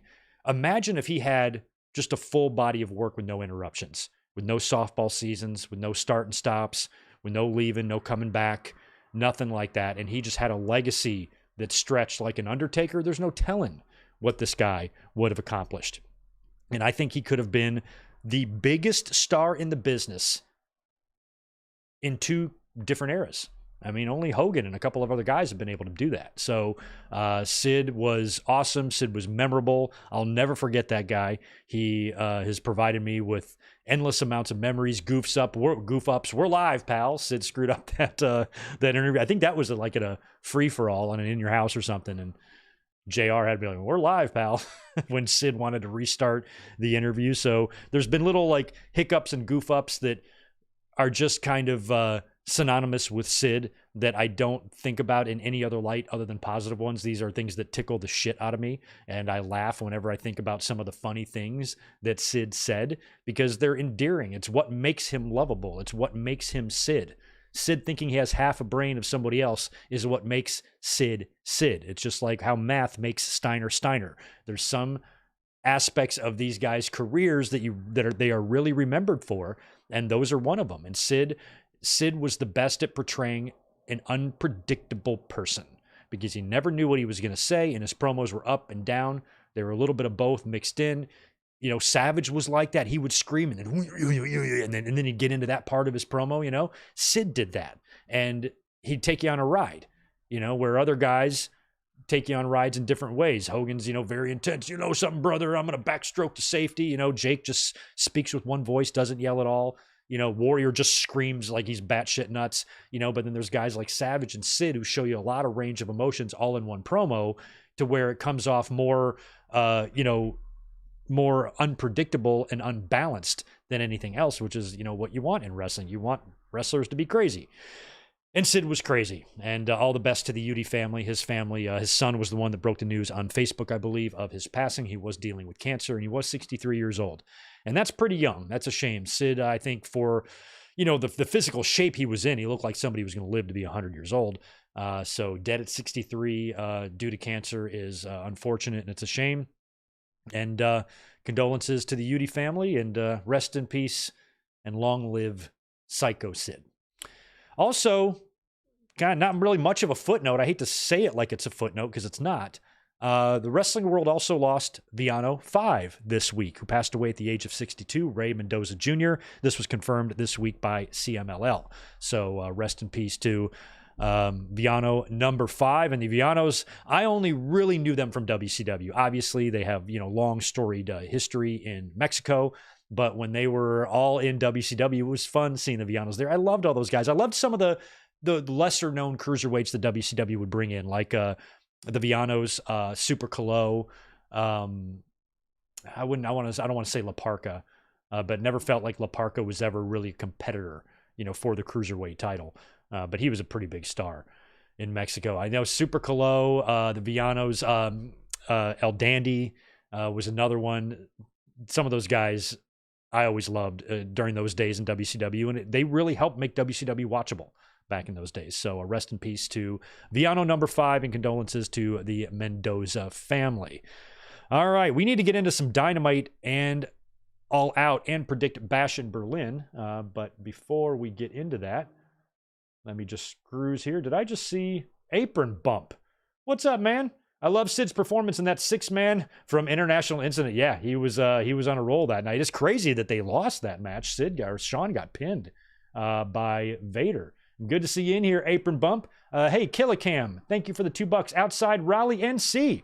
Right on. How are you tonight? I'm doing great. Please say hello to my former homeland of North Carolina. I miss it very much. I actually was talking to some customers at my restaurant last night who were from the Charlotte area, and told them that I was from Wrightsville Beach and Wilmington, and they vacationed down there a lot and had a lot of nice North Carolina reminiscing going on last night. And we got William Brown. You were in the ILM? Right on. I'll probably be back in the ILM next year, I think. I didn't go this year. It's too busy. Reading some of these other... Isaac, I should have done some research on that. I don't remember. I didn't think it was a drug test situation with WrestleMania 8. I thought it was something else. But I could be wrong on that. I should have done a little bit more research on that before I was talking about Sid. But I didn't really think that would need to be discussed. All right, I think I got all the supers, making sure we're all caught up there. Okay, let's talk a little bit about AEW Dynamite and what we're looking at for All Out now, which has got a quick turnaround. Just less than 2 weeks after All In, they got another pay-per-view that they have to build for, so they have to do it quick. So what I liked about Dynamite this week, the 2-hour show was filled with substance and very little filler. Maybe that 6-man was some filler, but that's about it. We opened up with the very interesting Jon Moxley promo. He comes out to the ring with his New Japan music. It's got a little bit different of a look. He's wearing like a black long sleeve t-shirt and some army pants or something. No Blackpool Combat Club stuff. And if you notice at All In, he didn't even make the trip to Wembley. He was the only member of the Blackpool Combat Club not celebrating with Danielson after his victory. And now he comes out and he's dressed, in kind of some plain clothes. And the first thing he does is he says, Tony Schiavone is in the ring, by the way, interviewing him. And he says that it's time for him and Darby to have a talk. And he says to Darby that he's not hard to find. So he wants to have a conversation with Darby. So, okay, it looks like he might be trying to start a feud with Darby or something. We got to remember Darby is also sitting on a title shot coming up, which I think is supposed to be Grand Slam, but I'm not sure. And so he calls out Darby, and then Tony Schiavone is like, okay, there you have it, folks, Jon Moxley. And then Moxley comes back, and he grabs the mic, and he looks right at Tony Schiavone, and he goes, I need to tell you something right now, and you need to listen to me, because it's going to be really hard for people to wrap their head around this. And he says, this is not your company anymore. And then he leaves. Okay, color me intrigued. What the fuck is this about? It's not your company anymore. I wasn't aware Tony Schiavone owned the company. I thought Tony Khan did. So when Moxley is talking to Schiavone, is he talking to Schiavone, to get that message to Tony Khan? Or is he talking to Schiavone in the context of somebody who's been there since the beginning, talking to Schiavone the same way he would talk to us? The AEW that we know and are familiar with is no longer going to be that. What does that mean? And one name leaps to mind with a delivery like that, with a line of dialogue that specific, is Shane McMahon. Is that who he's talking about? This is not your company anymore? Is Jon Moxley starting an invasion angle? Can an invasion angle even work in 2024? Can you do a story in 2024 like WWE did in 2002, where Ric Flair and Vince McMahon co-owned the WWE? Even back then, that was a little bit ridiculous and cheesy. So 22 years later, trying to do the same thing, I don't know. So I'm not sure if what Moxley is saying necessarily means that Shane McMahon has come in and purchased the company out from under Tony Khan or something like that. I don't think so. I doubt that's what it means. But for him to say and deliver a line like that, you got to know that the fans' brains are really going to start spinning. So if this was a throwaway line and it meant nothing, well, now you've riled up the audience for no reason. I can't see this being a nothing line. It feels like it's definitely something. But then later on in the show, we see Moxley again backstage. He runs into a couple of security J-Brones back there, and Marina Shafir shows up and beats the hell out of him, seemingly forming an alliance with Jon Moxley. I'm like, okay, so in the promo, I'm thinking he's about to bring Shane McMahon in, but then a little while later, he reveals that he's aligned with Marina Shafir, who I think recently on TV or Ring of Honor has been demonstrating a lot of various submission holds in her victories, and she's starting to pick up some momentum. So she attacks these guys and kind of stands with Moxley. I'm like, okay, maybe when he said this is not your company anymore, he means the company is now going to be in the hands of this new faction or shooter club that he's forming to maybe combat Blackpool or something. Maybe he just wants to form his own group. I don't know what this means. You know, Shafir coming in and doing that, I'm like, okay, now it feels like he's forming a faction and she's the first person to join. But what was the, you know, you don't say a comment like that. You don't deliver a line like that when you got all this Shane McMahon stuff in the news and say something like this is not your company anymore if you don't plan on delivering on that. Like when Moxley said that line, I feel like that has to be Shane. I feel like that's more evidence that he's coming in. That he's coming in to really, really shake up the business or shake up, you know, the landscape. Having a McMahon in AEW, a lot of people don't want to see that and think it might be a disaster waiting to happen, but I'm willing to take that chance. I want to see if it's a disaster or not. I want to see a McMahon in AEW. Shane being there would create a hell of a lot of buzz and a hell of a lot of attention on them, at least in the short term. The key is capitalizing on that and continuing that and finding something useful for Shane to do that actually benefits your company and doesn't harm it. And with Moxley saying something like that, I really hope it's something Shane McMahon related, and Moxley is maybe forming this faction and then it's revealed that Shane is the benefactor of it. I don't know, you know, unless it is a takeover thing, unless Shane is behind the scenes pulling the strings and he's forming some, you know, allies in AEW that are going to try to, I don't know, NWO or Retribution, the company, and then he's revealed as the leader. I guess, you know, I don't know what this could even mean. That's the only thing that kind of comes to mind with this initial promo. So we will see, you know, next week if they try to make like a Moxley and Darby match for All Out and we get some big reveal at All Out of Shane McMahon or something.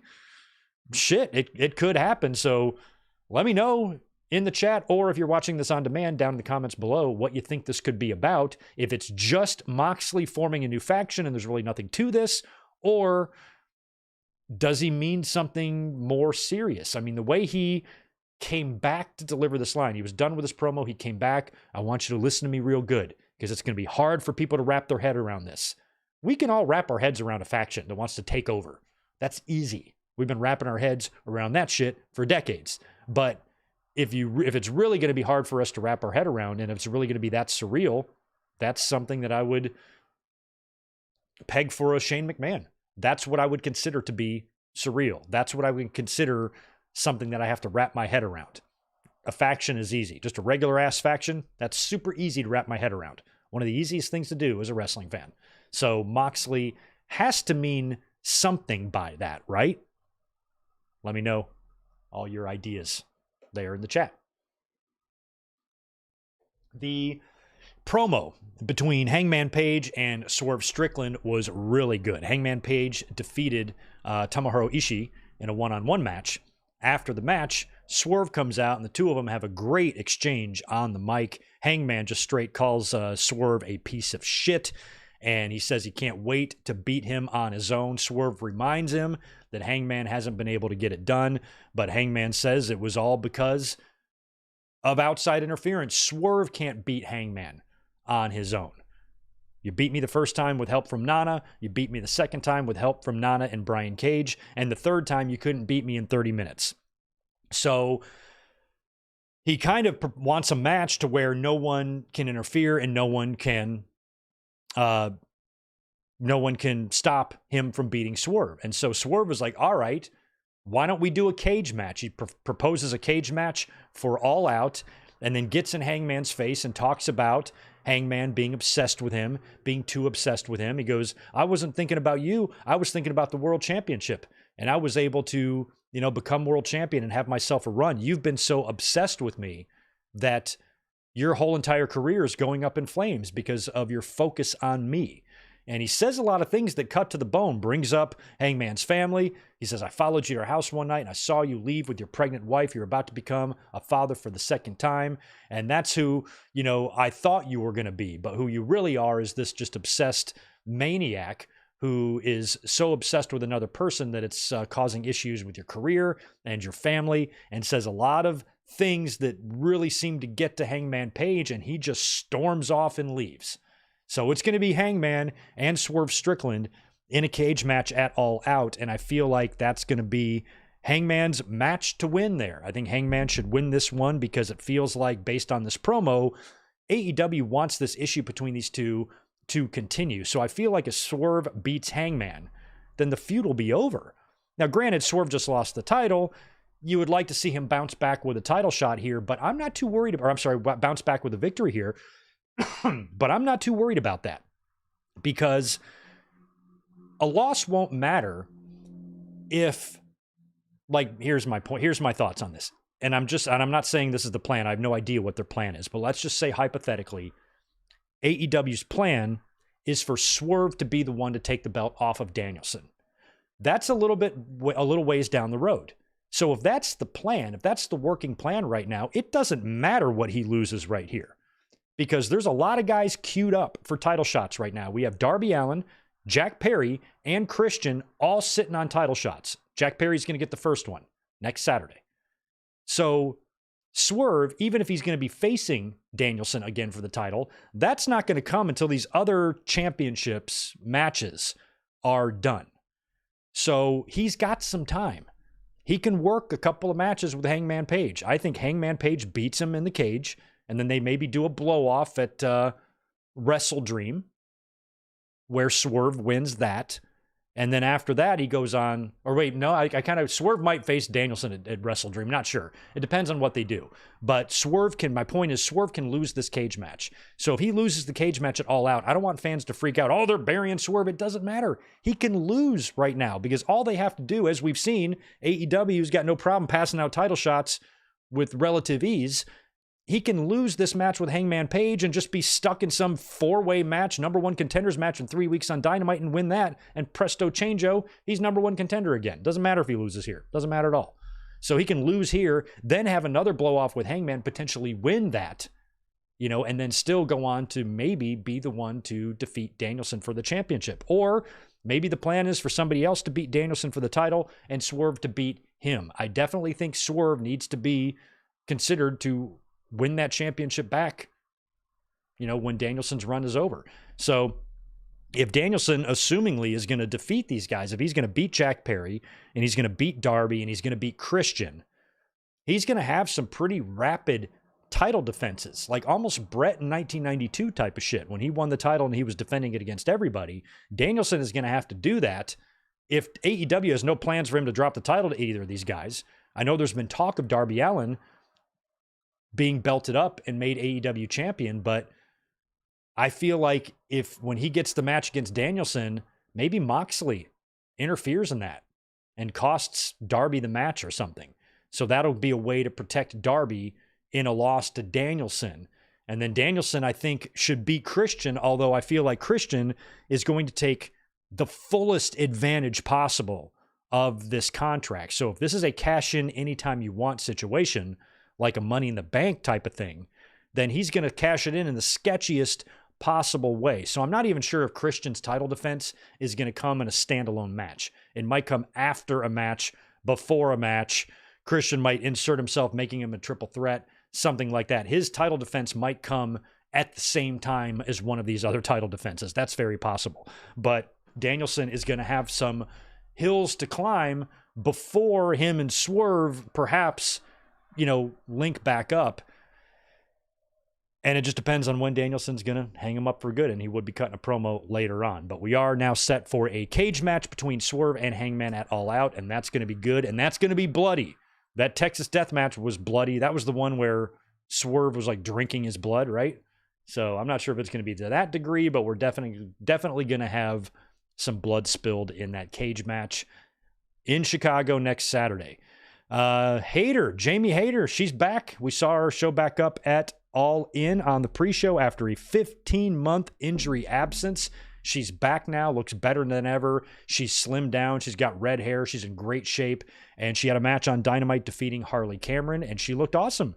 I'm just really glad to see her back. She is just such a quality women's wrestler, and I'm so glad that she is back on that roster to mix it up. Give me a Hayter and Mercedes match at some point. I mean, that's going to be fun stuff. Very happy to see Jamie Hayter back. She is one of the best they have. I mean, I look at that core, Toni Storm, Mariah May, Jamie Hayter, Mercedes, Britt, if she can get herself, back into Britt mode. Still got Thunder Rosa there. Deonna Purrazzo. We got a solid women's crew over there for sure. Now, we also saw Mariah May come out and unveil her AEW championship. It was a very brief moment on the stage where she took off her robe and she's wearing this very sexy dress, and she's got the AEW Women's Championship, so she's now off and running. We also had a great MJF and Daniel Garcia segment, MJF promo on Wednesday, where he's now pissed that he lost to Will Ospreay, so he denounces his American citizenship, decides to shit on all of us, and hates the crowd again, hates America now. And that's when he is attacked from behind by Daniel Garcia. We saw Garcia, of course, turn up at All In as well in the Ospreay and MJF match. Garcia attacks, and he attacks viciously. He is trying to permanently injure MJF, attempts to do a second rope pile driver onto MJF, but security stops him from doing it twice. They pull him off the rope once. He climbs back up to do it again, and they have to stop him. MJF is able to nail Garcia when security kind of is restraining him, but Garcia is able to turn the tables on Max, beating the hell out of him, and finally MJF just has to run away. And Garcia revealed that he stole the Dynamite Diamond Ring, which we knew, but he then says that he pawned the Diamond Ring so he could get a plane ticket to London. He pawned it, spent the money on a plane ticket to go to London to help cost MJF the match against Will Ospreay. But MJF tweeted from London that his ring was stolen, implying that it was the terrible people of England who stole his ring. So it's almost like they're trying to rewrite this history a little bit, and they decided, oh no, the story is better if Garcia stole the ring prior to you leaving for London. But doesn't Max always know where that ring is? So it would kind of didn't add up there, that part of it, but I didn't really care too much about that. What I did like is that Garcia says that ruining his life is his fetish, and he's not going to rest until he breaks MJF's neck. He also said he spoke to Tony Khan and got the match booked for All Out. It's going to be MJF against Daniel Garcia at All Out. That should be good. And I'm curious too, like if Garcia has not re-signed, I mean, based on the news that we read today, it sounds like he's sticking around AEW, but if for any reason he's not, MJF could absolutely annihilate him here at All Out. I mean, MJF just took a loss at All In. He's going to drop another match to Garcia here? I'm not so sure. I think Swerve could handle back-to-back losses because I think he's going to ultimately win the feud with Hangman Page, but MJF, it would be weird to see him lose again if Garcia beats him. We'll just have to see what they do there. But that should be a fun one, a fun match, and that was a fun segment on Dynamite. Also, Ricochet made his in-ring Dynamite debut, defeating Kyle Fletcher in a pretty good match. Typical stuff from Ricochet here, though. We know how great Ricochet is, and I'm hoping that AEW can present him as a bigger star than WWE did. I think WWE started, presenting him in a bigger way. I always reference that match he had with Drew McIntyre on Raw. It was like a King of the Ring qualifier. Just beat him straight up clean. There was a time when they were putting Ricochet over, a lot, but he kind of felt like he reached a ceiling at some point. And I guess that played a big role into him leaving WWE. Now he's there working with Kyle Fletcher right off the bat. Ain't a bad way to start. And I very much did enjoy the match. And after the match, they made it interesting right away when Will Ospreay came out to the stage. We know at some point we're going to have to get Ricochet and Ospreay one-on-one for that international title. And Ospreay comes out to the stage there. The announcers reference the history between Ospreay and Ricochet. And before Ospreay can really say anything to Ricochet or acknowledge him, he is hit from behind by Pac with a Poison Rana, which looked tremendous. I'm not a huge fan of that move, but when done right, it can look really good. And he spiked Ospreay's head right on the fucking stage there. And Pac then gets on the mic, welcomes Ricochet to AEW, and says that if you want a shot at this title, you got to get in line because this one here belongs to me, and it's going to be Pac and Ospreay, for the international title at All Out. That match is now set. I'm sure Ospreay will get the win there, and hopefully at the next one, he will, maybe even at Grand Slam, Ricochet and Ospreay at Grand Slam. Oh my God. Please book that. I think that's a very big possibility after All Out. And the show concluded with our new AEW champion cutting a promo, Danielson out there as the new world champion. And he says that All In was the greatest moment in his wrestling career. And he said that his contract, his wrestler contract with AEW is currently expired and his family is ready for him to come home. And he also said that when he loses the championship, this is what we suspected, when he loses the championship, that's when his full-time in-ring career will be over. But that's not happening yet. He has lots more heads to kick in, and he basically offers up an open challenge, first come, first serve. Whoever wants the title shot at All Out can get it. All you got to do is speak up. And that's when Jack Perry appears on the Tron. He appears on the Tron saying that he wants the shot.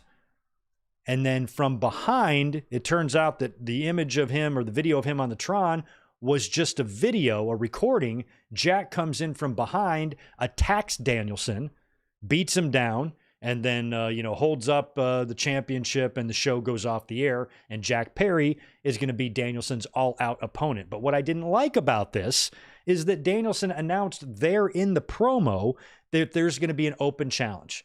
Open challenge, first come, first serve. So how did Jack record something and get that played on the Tron and then attack Danielson from behind when Danielson seemingly made that announcement for the first time? It's just like Garcia pawning the ring to buy a plane ticket. What? MJF said the people in England stole his ring. So how the fuck did you do that? So now Danielson issues this open challenge. So basically Jack Perry would have had to know, unless they explain this, unless Excalibur said something and I didn't pick up on it. But basically that means Jack Perry would have had to know that Danielson was going to say this and then take the time to record the message that fooled him. They should have just left out the recording. They should have just had Jack Perry run in from behind and attack him. That's it. That would have made the most sense, because we've talked about this before in open challenges in WWE. When people issue an open challenge, why isn't there a camera in the locker room showing the talent trampling each other, trying to get to the ring? Sometimes there's an open challenge and the champion is sitting in the ring for minutes on end waiting for somebody to come out. What the hell is everybody doing? Taking shits? So it would have made more sense for Danielson to say first come, first serve, and then Jack Perry comes flying in from the audience. He's in the back, having a Eskimo pie and a Capri Sun, and he hears this and he just throws his shit down and runs right to the ring, and attacks Danielson to get in there first. The video made no sense, at least from where I sat. Or unless they mentioned the open challenge earlier in the night, later on tonight, Danielson's going to issue an open challenge, or something. But otherwise, the video part of this didn't make sense. And I think it was something that was overthought and overbooked. All they needed to do to make the point here was to have Jack Perry attack him from behind. That's it. That's all. So it's going to be Jack and Danielson at All Out. And a lot of people are like, oh, giving Jack a title shot, what does that make? They're just doing that because it's in Chicago and they want to get a reaction for him, and he didn't get much of a reaction, attacking Danielson here. But I don't really have a problem with that because Danielson's going to have to win his first few title defenses anyway. So whoever Danielson faces here is losing. So Jack Perry, it's not like he's going to win the title. Not too worried about that. I guess the assumption here is that it's in Chicago, so Jack Perry will get extra heat on him for being a heel. And Danielson, of course, is a very, very beloved babyface. And you're going to have a very, very lopsided, one-sided, crowd reaction here to this match that I guess AEW is thinking is going to be fun. And I like Jack Perry. I do. I think he's made improvements, but he's still closer to turning channel heat than he is to Dominic heat. You got Dominic heat, and then you have change the channel heat, and then you have what's in between. And I think Perry, while he's not totally changed the channel heat, he's not Dominic heat either. He's below. So that's kind of the way I look at him in terms of that level of a heel. I do like him. I want him to see him get better and get more heat as a heel, but I just don't feel like he's there yet. But in terms of him getting the championship match, that's not something I care about, really. He's going to lose. Who cares? After that, Danielson's going to have to face Darby and Christian. And I think really nothing is going to matter until we get to that match that we know is going to be Danielson's last. We get to that match where we know he's going to drop the title. And that's why I want Swerve to be that person. That's why I think if Swerve is going to get the accolade, because he put over Danielson at All In, and then Danielson might very well want to pass that belt back to him. He's one of our guys. He's one of our top stars. He's inked up to a big money deal. We want to decorate this man. Let me give it back to him. So if that is the plan, I'm not saying it is, but if it is, that'll make any losses Swerve takes to Hangman easy to deal with, not a big deal. Nobody can claim he's buried. It's not going to fucking matter if he loses the cage match to Hangman Page, if the plan is for him to take that belt back from Danielson down the road. This is when you can afford the losses, when the plan is to belt you in a little bit. So lose now while you got the chance. Lose now, put over Hangman. That'll set up maybe Hangman and Swerve for the title, after Swerve wins it back. If, that's all assuming, Wrestle Dream is pretty soon. That means Danielson's going to have a really quick title run there, which means, if he were to beat Jack and Darby and Christian all within a month, he would line up, a few good title defenses there before dropping at Wrestle Dream. But I suppose they could wait until World's End in December. But that Wrestle Dream show being in Tacoma, really makes me think that could be the spot for Danielson. But before we get there, we have All Out. It's Danielson and Jack Perry. I got no issue with the match because I think the card is looking pretty good. Here's what we got.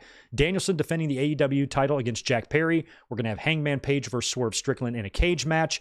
MJF versus Daniel Garcia. Will Ospreay defending the international title against Pac. And Willow Nightingale versus Chris Statlander in a Chicago street fight. Probably 5 other matches going to be added to that as well. So All Out's looking pretty good.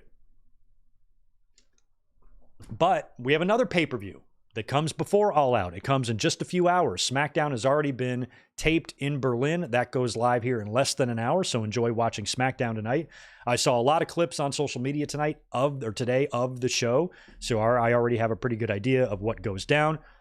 And it looks like the crowd in Berlin was having a blast there. So here's what we got for Bash in Berlin. I've got 5 matches, unless they make some announcement on SmackDown tonight that I missed. It's 5 matches. There is a LA Knight Open Challenge for the U.S. title tonight on SmackDown that you will see as well. But here's what we have for the pay-per-view tomorrow. We're going to start with the women's tag team title match. Alba Fire, Isla Dawn defending against Jade Cargill and Bianca Belair. There is part of me that wants to pick the unholy union. What are they called? Alba and Isla. There's a big part of me that wants me to pick them to win. That maybe Jade could turn on Bianca here or something. But I don't know. I feel like with what happened at Clash at the Castle, there was maybe an audible called there. And I always thought that Jade and Bianca would just be dominant with the tag team titles, and the only thing that would take the titles off of them would be their own dissension. If you start having problems in the group, or in the team, and that spills over into a match, could cost them the championships, which then transitions them into a feud with each other. But that might be more WrestleMania time, unless they want to bust it out now and save WrestleMania for Bianca and Rhea Ripley. That's what I want to see, is Bianca and Ripley. But Bianca has taken a couple of notches down since she's been teaming with Jade Cargill. I don't look at her as the dominant singles wrestler, the same dominant singles wrestler that I used to. Now, I think she can easily get back to that once she's back singles full time, but she might be doing the tag team thing with Jade here. Maybe they win the titles tomorrow, carry the titles until the beginning of next year, drop them, have problems, boom, you got a WrestleMania match. If that's what we're doing, then I think they're going to pick up the titles here. If not, they split up right here in this match. You do a Jade and Bianca feud throughout the fall, and then Rhea Ripley wins the title back from Liv Morgan. Bianca wins the Royal Rumble. Boom. Ripley and Bianca at WrestleMania for the World Heavyweight Championship. I would also like to see that. So I guess I could go either way here, but I'm going to predict this is the only match I'm unsure about, honestly. Everything else I'm pretty confident. I'm going to go Jade and Bianca to regain the women's tag team titles by beating Alba Fire and Isla Dawn. Although Alba and Isla have been getting some traction, they've been getting my attention, and I would hate to see that momentum go away, because Jade and Bianca don't need the championships. They're two mega stars without them. So you can make a case for Alba and Isla here, and I am admitting I could be wrong in this prediction, but I'm going Jade and Bianca to win the women's tag team championships. CM Punk versus Drew McIntyre in a strap match. This one's easy. Punk all the way. Why Punk all the way? Because all you got to do to win is touch the four corners. It's lame. It's lame. This match kind of annoys me. I'm excited to see it because I'm loving this feud. But based on the personal nature of this feud, the violence that we've seen in this feud, this does not need to be a strap match. This needs to be a dog collar match. But WWE doesn't really do dog collar matches. And a strap match is a little bit more their style. It's a little cleaner, not as dirty and gritty as a dog collar match. But this feud is too personal for it to be a whip each other and touch corners match. This needs to be chain each other to the neck and try to murder each other match. You know, the strap match just does. Now, granted, getting hit with a strap doesn't feel good, but that's it. It's not even violent enough for me. You know, a strap match, ooh, you're going to whip the guy with a strap. Great. He's going to take a bunch of photos on social media after the match backstage of all the welts on his back. But welts don't break bones. Welts don't put you out of action. Welts don't end your career. Welts do nothing but hurt.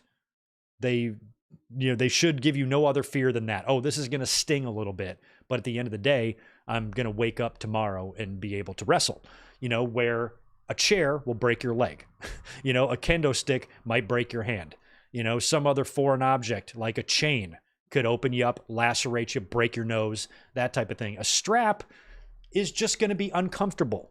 And I think it's kind of a lame match to do. I wish it was a dog collar match, and I wish they would spill some blood. But they might be saving that.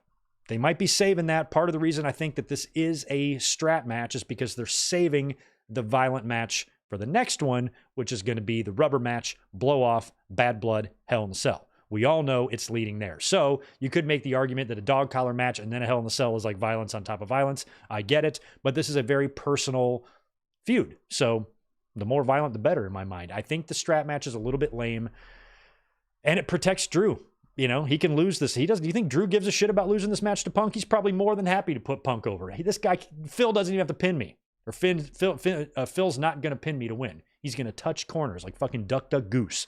So that's apparently how you win the match. At least I think that's still the plan. I swear they mentioned this on TV, that it's touched four corners. Would have sworn I heard Michael Cole or somebody mention this. So if I'm wrong, call me out. Maybe it can end with a pinfall. And in that case, they can get creative with the strap. Punk can tie Drew up, or something. I remember when like Cena tied up Batista or whatever. That was hilarious. So they could maybe do something like that. But if this is just a touch the four corners thing, then, Punk's just going to flat out win here. I think it would be funny if they did something with the bracelet at some point. I mean, this thing is so fragile. Drew could just break this thing in half. I would love it if Drew just swallowed it in the match. Like Punk is trying to get to the bracelet and he can't get to it. and they're both at opposite corners, and Drew's taunting him, and he takes off the bracelet, and he just swallows it. And then Punk breaks in to Drew McIntyre's house in 2 days when he's taking a shit with a shovel and retrieves the bracelet himself. That would be great. You know, like when Austin went to Pillman's house and Pillman had the gun, Punk goes to Drew's house and tries to invade his shitter to retrieve his bracelet. You might as well tie as many story beats into this as you can. That would be fun. But something might happen with the bracelet. I don't know when the bracelet thing is finally going to happen. Probably Hell in the Cell is when Punk will finally get the bracelet. You know, well, no, I don't think so. I think Drew's going to win the blow-off. So maybe Punk retrieves the bracelet here in the strap match and then goes into the cell match to lose, I guess. Months ago, you know, we were starting to sniff out the potential for a double turn here. I don't know if that's something you could still do. I mean, I do think you could do it, but I'm not sure if that's still, you know, something WWE is considering or not. And if you did the double turn, that would definitely have to be at Bad Blood in Hell in the Cell. And I'm hoping they still do that, because I think CM Punk in the ring on TV, especially on the mic, is much more effective as a heel than a pandering babyface, you know? So, I mean, as much as I do like Punk showing fans the love and stuff, you know, it's the asshole Punk that we all know and love and can, you know, make the best stories. So hopefully he comes out of that, you know, of this story as asshole Punk. But I'm going Punk tomorrow. Damian Priest and Rhea Ripley, mixed tag against Dominic and Liv. Got to go Damian and Rhea here. Or no, I'm going to go, I think, oh shit. I thought I was going to go Damian and Rhea. I kind of want to go Liv Dominic, because I feel like Rhea Ripley's going to win the championship back. But this is a non-title match, and I want to stretch out Liv's run as much as possible. So I'm going Rhea Ripley and Damian Priest to beat Liv Morgan and Dominic Mysterio. At some point, Dominic is going to get riptided. Don't know if it's going to come here in Berlin. I kind of hope that it does, because I think the crowd will really react to that, especially if they open with this. This is my pick to open. I kind of want Liv and Dom and Rhea and Damian to open, because I think that's when you're going to get the most crowd reaction for Dominic. And this is just the match I would start with. I suppose you could do the women's tag, but I would do the mixed tag if I'm WWE. This is what I'm opening with tomorrow, is Rhea Ripley and Damian Priest beating Liv Morgan and Dominic. And it might be Rhea pinning Dominic for the finish, if you're allowed to do that. Or they might want to save the big riptide moment to Dom for another moment or a little bit longer. But if it does go down in Berlin, that's going to be great. And you know what I think would be cool? Maybe we mentioned this on Monday night's watch along.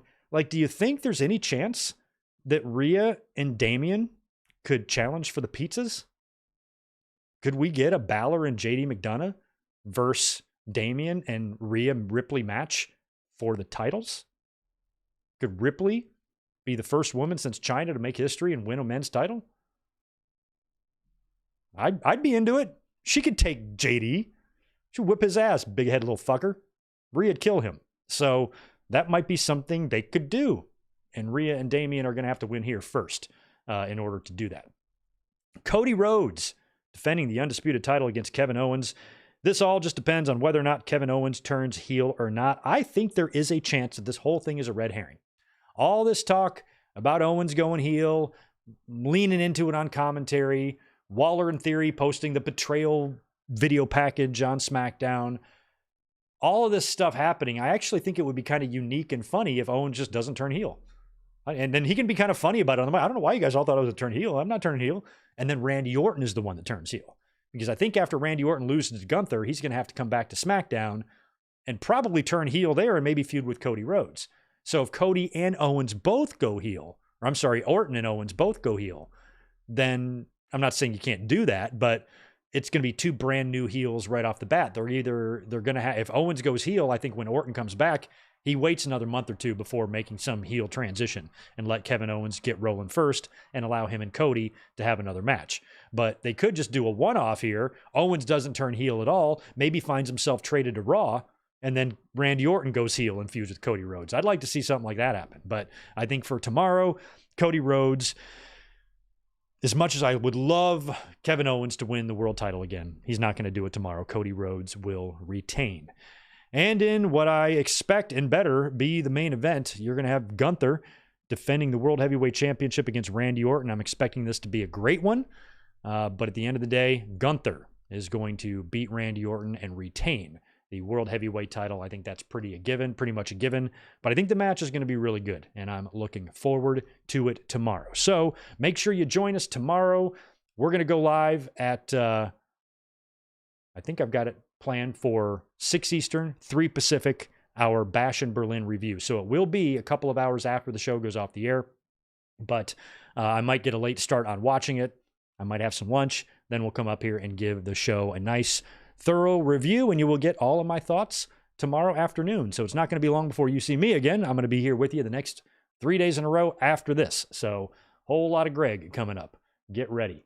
Unfortunately, I am running out of time, so I'm not going to have too much more time to talk about a lot. But I do want to acknowledge this $5 from my friend Chris Ludek. What's up, dude? I agree the Mox promo hints at a Shane debut and possible takeover, but we need Christian to say, Shane, let's talk about your father. Shane, yeah, and you know Christian's going to bring up the dad when he and Danielson have their match as well, because I think Danielson just lost his father recently. So you know Christian's going to say that. And if Christian brings up Shane's father, that's going to be fucking great. That's going to get a lot of oohs and ahs for sure. Right on, guys. Well, I want to thank all of you for being here today. Sorry I got to cut it short and run out of here, but I am going to be late for work if I don't shut this stream down right now. So I appreciate you guys hanging out on this Friday afternoon. Make sure you're here tomorrow for the Bash in Berlin review, and we have Fall Brawl 99 watch along on Sunday. It's going to be a fun weekend. Y'all enjoy the rest of your Friday night. Don't get into any trouble, and